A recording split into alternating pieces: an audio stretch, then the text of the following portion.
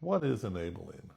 Let's talk. I know we've all heard of enabling. I think most of us know what enabling is, but let's just deal with it from the standpoint of a mental health perspective. Enabling, to me, is either doing something for somebody else that they could or should do for themselves.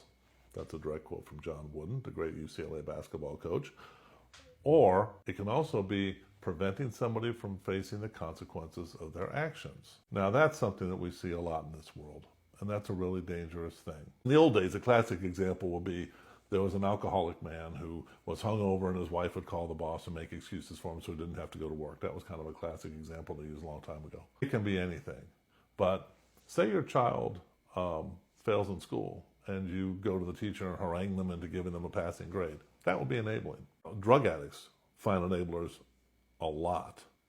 They will get themselves in all sorts of trouble, and there'll always be somebody who helps them, who prevents them from hitting the ground face first, even though their behavior warrants that.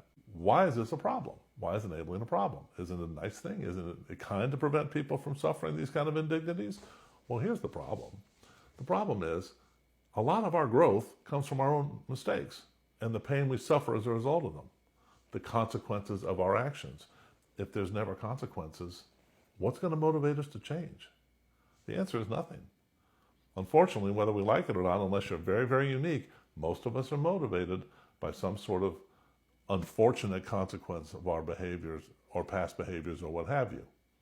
So, as an example, with the drug addict reaching that place they call rock bottom, well, if there's an enabler in their life preventing them from hitting rock bottom, they may never turn their lives around. Now, the enabler thinks they're doing something good and something kind, but the truth is, and this is a dirty little secret, every act of enabling is selfish. Enabling is selfish because what people are generally doing is protecting themselves from the negative feelings they'll have if they don't do this.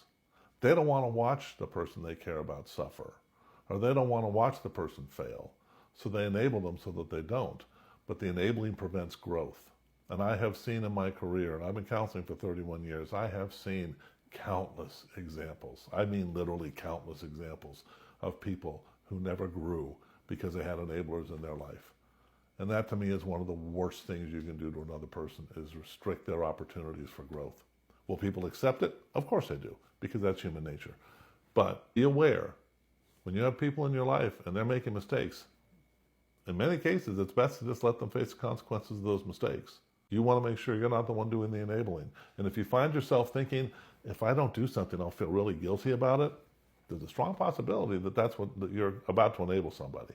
As always, I appreciate you taking the time. Hope you have a wonderful day.